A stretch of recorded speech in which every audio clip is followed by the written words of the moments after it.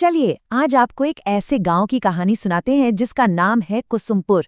एक ऐसा गांव जो एक भयानक राज के अंधेरे में डूबा हुआ है।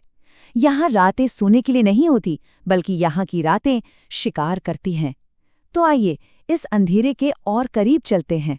जरा सोचिए, एक ऐसी जगह जहां पिछले कुछ दिनों से हर रात कोई ना कोई गायब हो जाता है। कौन, कहाँ, कैसे, किसी को कुछ नहीं पता। बस यही कुसुमपुर की सच्चाई है। एक ऐसा गांव जहां सूरज ढलते ही डर का खेल शुरू हो जाता है।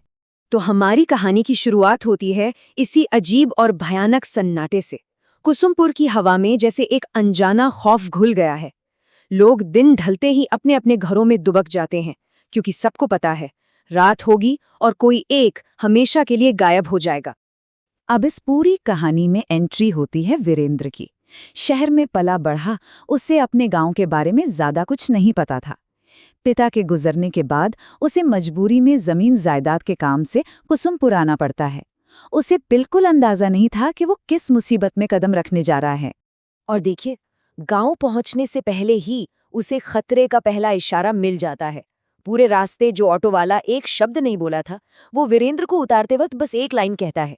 ये शब्द किसी चेतावनी की तरह थे, आने वाले खौफ का पहला संकेत। गांव में वीरेंद्र का स्वागत।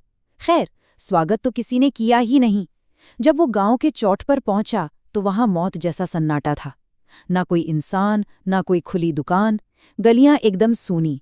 बस कुत्तों के भौंकने की एक अजीब डरावनी आवाज गूंज रही थी। ये गांव कम कोई भूतहा जगह ज्यादा लग रहा था। अपने पुराने घर के पास उसे एक जाना पहचाना चेहरा दिखा, मंजूरी, उसकी बचपन की दोस्त। पर एक मिनट, ये वो मंजूरी नहीं थी जिसे वो जानता था। उसका हंसता खेलता चेहरा अब एकदम थका हुआ, मुरझाया हुआ लग रहा था, और उसकी आंखों में एक अजीब सा खौफ था। और फिर मंजरी ने उस भयानक सन्नाटे के पीछे का राज खोला। वो बताती है, वीरेंद्र, यहां से चले जाओ। हर रात यहां कोई ना कोई गायब हो जाता है।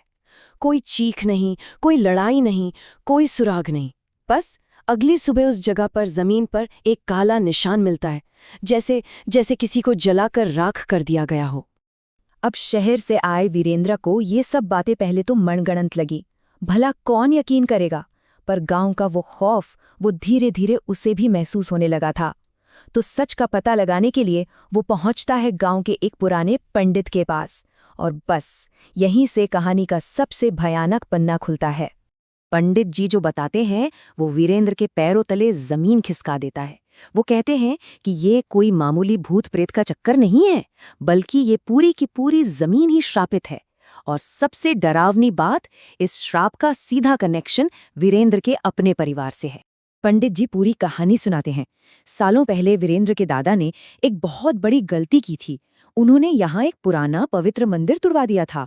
उस मंदिर में एक रक्षक आत्मा थी जो गांव की रक्षा करती थी। मंदिर टूटने से वो आत्मा वहीं कैद हो गई और अब वो रक्षक भक्षक बन चुकी है। अपनी आजादी के लिए वो हर रात एक जान लेती है। ये सब जानने के बाद वीरेंद्र को एहसास हुआ कि ये तबाही उसके परिवार की वजह से हो रही है। अब उसका डर एक जिम्मेदारी में बदल गया।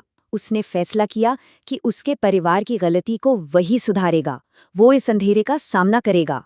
सबने उसे रोका, सबने मना किया, मत जाओ वहां। पर वीरेंद्र किसी की नहीं सुनता। उसे सच से आंखें मिलानी थीं, और वो अकेला रात के घने अंधेरे में उसी खंडहर की तरफ बढ़ गया जहां कभी वो मंदिर हुआ करता था। खंडहर में पहुंचकर उसे टूटी फूटी दीवारों के बीच एक पुराना बुझा हुआ दिया दिखाई दिया। और जैसे ही वीरेंद्र ने उस दिए में आग जलाई, बस जमीन जोर जोर से कांपने लगी। हवा में ऐसी डरावनी सिसकियां गूंजने लगीं कि रोंगटे खड़े हो जाएं। उसने अनजाने में उस शक्ति को जगा दिया था। और ठीक उसी पल वहां मंजरी आ जाती है। पर एक मिनट, ये मंजरी नहीं थी। उसका चेहरा, उसकी आंखें, उनमें एक भयानक शैतानी ताकत चमक रही थी। वीरेंद्र को समझने में एक पल भी नहीं लगा कि उसके सामने कोई इंसान नहीं, बल्कि वो श्रापित आत्मा खड़ी है। और फिर मंजरी के मुंह से वो आत्मा बोली। उसने बताया कि वो सालों से गांव वालों को मारकर अपनी शक्ति बढ़ा रही थी, और अब वीरेंद्र को निगलने के बाद वो हमेशा हमेशा के लिए आज़ाद हो जाएगी। वीरेंद्र ही उसका आखिरी शिकार था।